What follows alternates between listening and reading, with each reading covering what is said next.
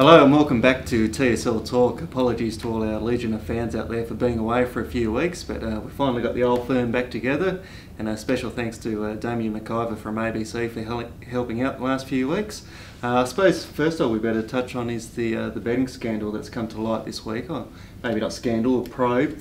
Must be pretty serious though for the AFL to get involved in look at what TSL players have been doing and what they've been betting on. Yeah, absolutely. I guess we've seen so much in the AFL over the last few years, and Heath Shaw's the prime example of betting in games. It's just, especially at the highest level, it's just such a no-go. And on a smaller scale, it appears to have been happening down here now. From what we understand, the investigation's done, and we're just waiting to see the results. But it doesn't look like too many serious ramifications. There's no allegations of match fixing or anything like that. But you certainly don't want the players themselves betting on games, especially if they're playing in them. Yeah, it's all right. I mean, you and I both love a punt and like to get involved, but it's different if you can have bearing on an outcome of the result, isn't it? Yeah, and I think that's obviously the issue that's going ahead here, and we're not for a minute suggesting that teams are out there suggesting, trying to play under points margins or deliberately not performing for any what reason, but yeah, it's just a dangerous precedent. Although it's only a very small market, the TSL betting, it's something that they obviously want to eradicate. That's right, and if you get in early before it becomes an issue, you can put this to bed before it becomes become the bigger problems. Yeah, and that's it. And if, from what we hear, if it's dated back a couple of years, and it's been happening since the league started, so you'd want to nip it on the bud now before things can get any worse. Now let's have a look at the TSL ladder, which is in a very interesting point at this stage of the season. Fair to say that the top five's settled pretty much going forward? Yeah, it's getting that way, I think. I mean, the top three, top four, most definitely. I can't see anybody else breaking into that. Maybe North Hobart might be the only club that could push Glenorchy at the moment in that five, but I can't really see the bottom four sides shaking anything else up now. South have gone backwards the last month. North, Launceston, Hobart and Devonport are really just playing for pride, I think, for the last sort of 6 weeks. Yeah, that last win by Glenorchy over South Lonnie was an important one for them. They're now not only a game, but 24 percentage points clear in which is virtually another game in fifth spot. So, they've steadily improved Glenorchy, and full credit to them. They've done a good job, probably highlighted by that win over Clarence. Yeah, well, that was probably the turning point, wasn't it? I guess nobody really gave them a chance, and they've come out, and in the context of the season, that'll probably be the win that'll get them over the line if North Hobart can't do something special themselves.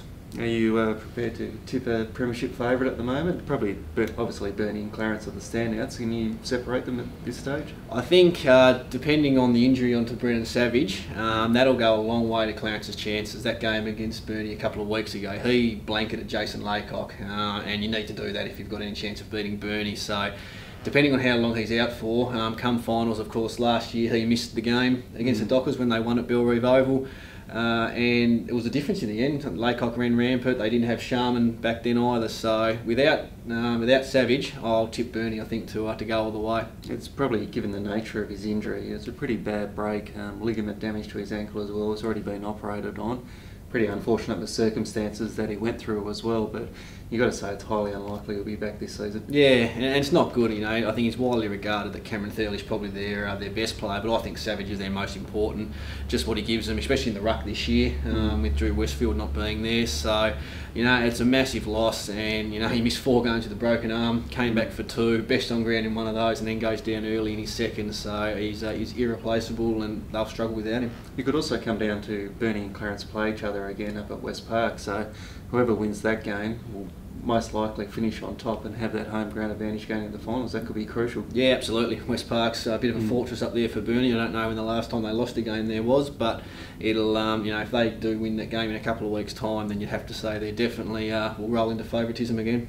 Third and fourth are interesting. Lauderdale, they're showing they're not that far off against Clarence. I think it was only 4 points in the end, and not really quite sure what to make of Launceston yet. They're sort of winning, but haven't been super impressive to this stage. Yeah, Lauderdale's clearly bridging the gap between themselves and the top 2 sides. 15 losses in a row now to Clarence, but by 4 points. And I know there's been a couple of close ones in there along the way, but you'd have to say the way they went about it was probably the most impressive thing. So whether they can sneak a win when they play again later in the season, I'm not too sure. And yeah, Launceston's, they're just plodding along doing what they need to at the moment, but I don't know how many players they've got left to come back, and I know they're still missing a few, but if they don't start clicking soon, then they're probably going to struggle to match Burnie and Clarence later on. And just the one game this weekend, South Launceston hosting Burnie. Looks like their playing coach Mitch Thorpe isn't going to be right to play. They haven't won a game since he's been out, and another loss here would really put a dent in their slight finals chances. Yeah, I think they started the season with so much promise and were really looking the goods. And an untimely injury to Thorpe, who I think's confirmed today that he won't play. They've got the bye next weekend, so he'll look at coming back. I think it was just due to administration reasons. They named him last week, having to put a team of 26 through to the league. So, look, Burnie, Russell Robinson's coming back this week to play for them, and you'd think that they won't leave anything in the tank with probably having a week off themselves, I'm assuming, the week after. So.